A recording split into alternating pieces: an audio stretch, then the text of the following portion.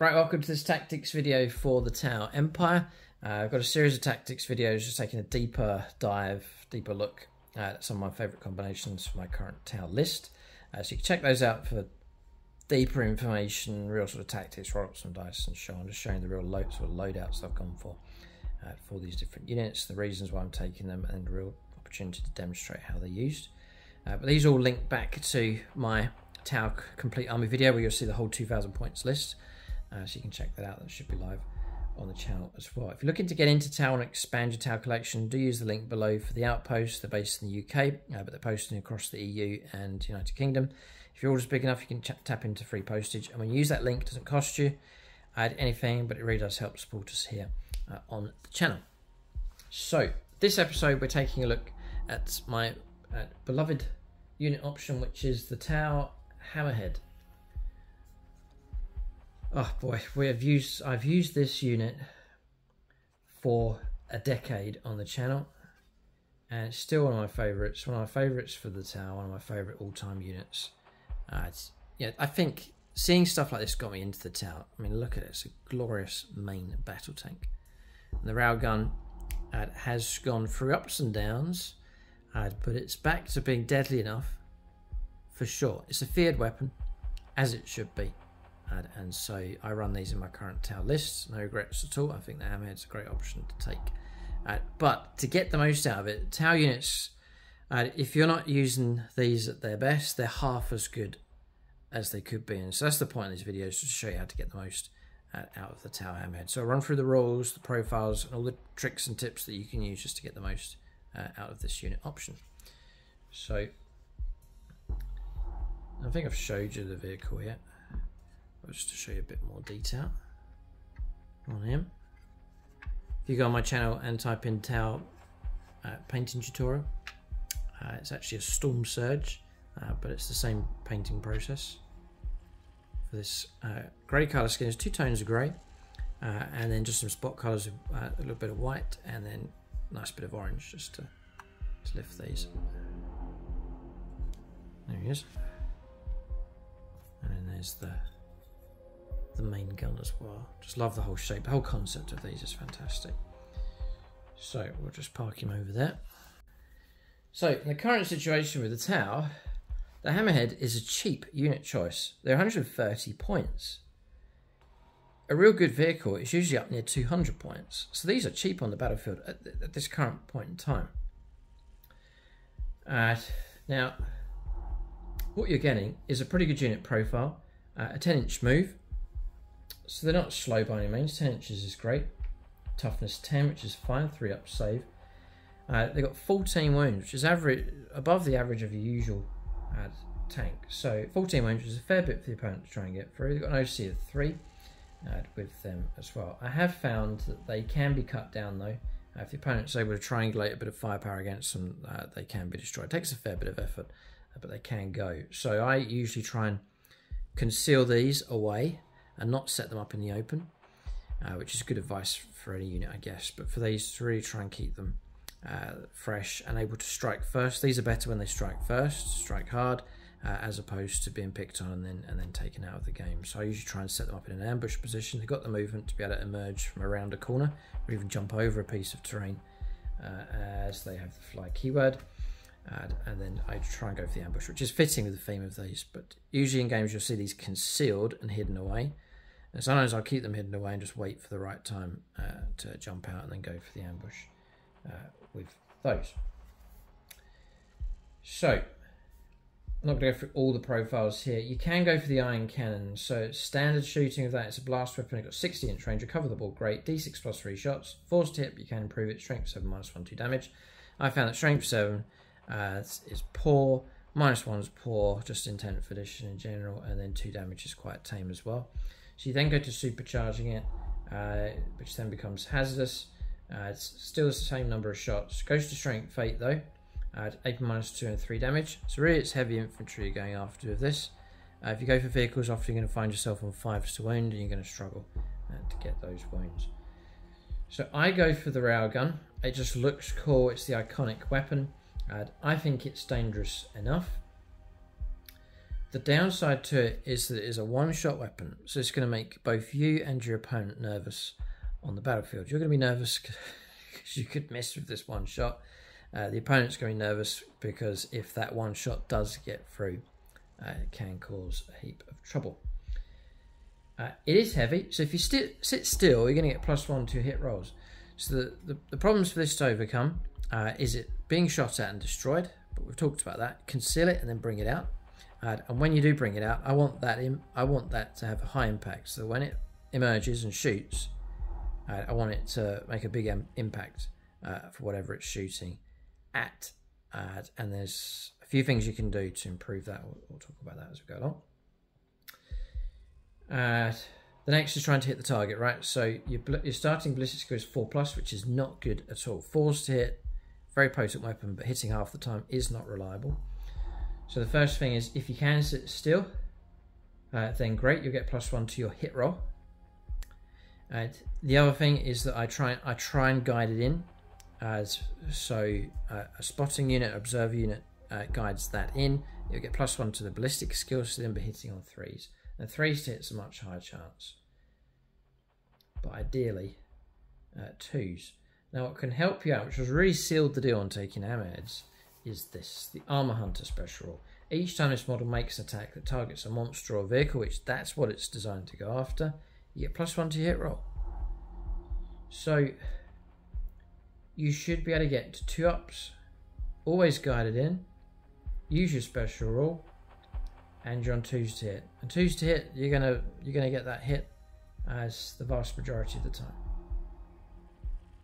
Now, it gets better. You've got a targeting array. This is all standard loadout here. Each time, because the next thing is you're trying to hit the target. We've overcome that now. We've protected it. We're trying to hit the target. You can see that you can get very accurate firepower from this thing with this one weapon. The next is trying to wound the target. You've got targeting array. Each time this model is selected to shoot, you can reroll 1 hit roll, or you can reroll 1 wound roll, resolving those attacks. That's perfect for a one-shot weapon. So with this weapon, I've now got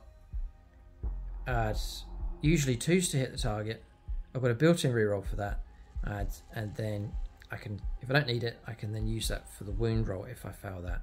And then with these, because their firepower is dangerous enough, you've got a command reroll sitting there usually as well. So most of the time, literally most of the time, looking at 80% of the time, this thing's going to hit and wound its target. The other great thing is occasionally you'll pick up devastating wounds. This comes with devastating wounds as well, which is useful for trying to bypass like invuln saves and so on. Your range is 72, so you have the board covered. My hammerhead is designed to hunt armoured targets from the back of the board. But at the same time, to move, this thing can move, and so it can manoeuvre itself and push round on flanks to sweep round, drive through the middle, just searching for targets, but always trying to be the ambushing unit and not be the victim of an ambush. We've talked about ballistic skill, so then comes wounding. Look at this, strength 20. You're going to be on 3s to wound, if not 2s to wound, everything on the board. The AP minus. Because there's a lot of pressure on this one shot, is it going to do well? AP -5, which is quite rare, very rare in the game, but AP -5 is insanely good. If it's a marker-like unit that's guiding you in, you're going to strip the opponent's cover. So for example, if you're up against a land raider without Armour of Contempt in cover, if your marker light isn't guided in, it's going to get no armour save at all. So you're trying to eliminate that factor out of trying to stop your damage from coming through. It's AP -5. And then the damage, it's got a nice solid guaranteed 6 damage plus d6. So from anywhere between 7 to 12 wounds from that one shot coming through. Now obviously that's not enough to take out a tank. Usually, unless you're like an 11 or 12. But usually you're going to pick up like 8 wounds against target. You're going to take a chunk out of that target. So I found that what can really help out, there's 2 things to really help out the hammerhead. The first one is to take a second one. So I was running a list with just one. I really missed the second one. So I highly recommend that you take. It's very cool, good fun in the game, and that's to run 2 and work them as a pair. So now you've got a hunting pair to go after targets on the board. Now they can work together. There's no bonus anymore for them hanging around. So unless they're in a shadow sun or something with like a reroll one bubble.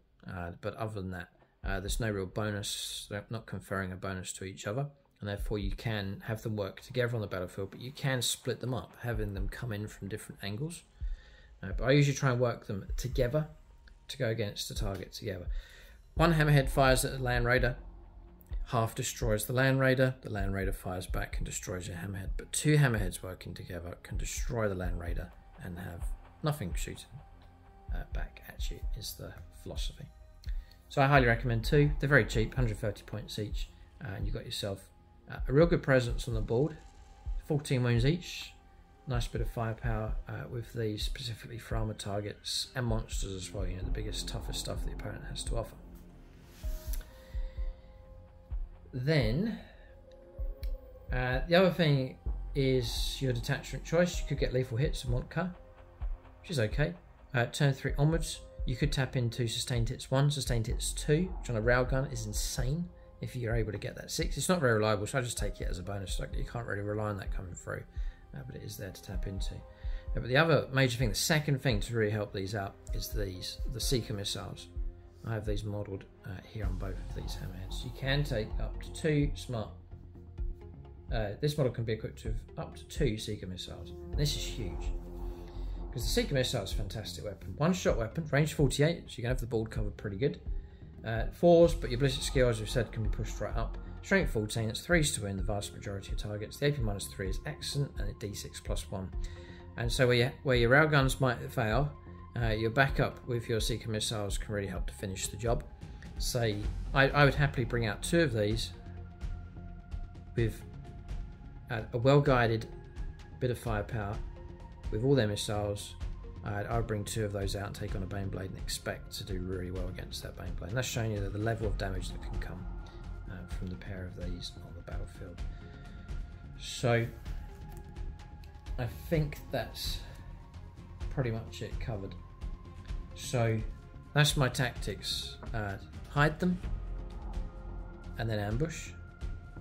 Use 2 to hunt a target, and then combine the railgun firepower with the Seeker missiles, and you should be able to take on any type of armoured target or big monster. Unless it's boasting like a really good in-one save, you should be able to take it on and cause horrific damage with the pair of those. And I have them floating around on the board. They might try and sweep around a flank, or you try and keep them away from trouble. Though they're not gonna, you know, they don't want to be. They want to find themselves in close combat. You want to stay away from all of that as much as you can. But that's the main emphasis. You do get a little bit of firepower with the smart missile systems, but really the main focus is the guns and those missiles. But use those when you're up against your main target, unleash your missiles, and after that you're just down to your solid railgun shots coming through. So I think we should illustrate this here.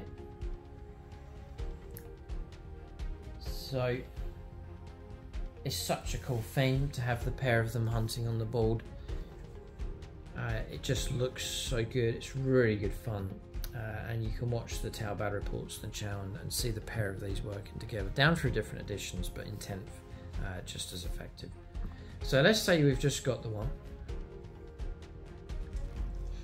and it's no missiles. We just got 1 shot. I need 4. I've missed, and this is your problem. I've got the built-in reroll though, and I've missed again. Disaster. Let's enhance him. So let's say. I would have hit up against another target. We'll guide him in. This is the usual situation. So guiding him in against the Land Raider. I need a 2. Jeez, that's the difference. Got the 2. I'm now going to try and wound on strength 20 against toughness 12. 3s to wound. We've failed. I'll use my built-in reroll that comes with the model. Now I've got a 6, which has actually become devastating wounds. You're turning disaster into great success. Just with the enhancements that comes with this thing. So D6 straight through, D6 plus 6 damage, 12, right, okay, so there you go. Then we talked about the missiles following up, 2 shots in 2s, 2 hits, 3s to win the Land Raider. Both of those have failed. I might try and use a command reroll and still failed, right. So that's kind of showing you the need to bring in your second Hammerhead to back him up. He's done okay, he scores a lot of damage, but just that second one coming in to finish the job found has worked really well. So say he's been guided in as well. 2s, 1. I'll re-roll for my ability. We now get the hit. Try and wound on a 3. We do get the wound. 8 -5. Marker light unit guiding him in, ignoring the cover, stripping the cover away, just trying to eliminate any possibility of the opponent trying to stop this. D6 +6 damage. Another 12. Wounds coming through. Land Raider's been destroyed, and you've got the 2 missiles. I probably would have declared those as well to finish it off. But that's their job. Tough target, double hammerhead, hunt it down on the battlefield. And if they're able to do that, if those 2 are able to take out him, that's mission accomplished. Anything else after that is a bonus. And it just, rule of cool, 2 of those operating on the board. Just looks fantastic. So I don't think I really need to illustrate that further. That is their ideal situation, to root out the toughest targets the opponent has. And they can operate at a nice long range here. It's ideal for the towers to stay right back. I've got other units that are going to push to the midfield, the middle objectives, other units that are going to deep strike further up the board for the opponent to try and deal with. And so these are free to operate along the back line, or slowly sweep round where there's open gaps and so on to push forwards. In desperate situations, you can tank shock with these. Bear in mind there's a little bit of something they can do if they really need to charge. But ideally for them is to hunt at a nice leisurely range and take down targets from range across the board. But fight them as 2. Load them up with missiles, railguns, and then hunt targets on the table. Keep a lookout for more tactics videos. Let us know in the comment section if you use hammerheads. If you do or you don't, let us know reasons why, what combination you go for. Do you use 2 like I do? Let us know what you think of that combination as well in the comment section below. And then for discount 40k, to expand your Tau collection, or to get into the Tau, check out the Outpost. It's 20% off across the store, so you can get a nice discount 40k from them when you use that link. It does help support us here on the channel. Thanks for watching, and tune in next time.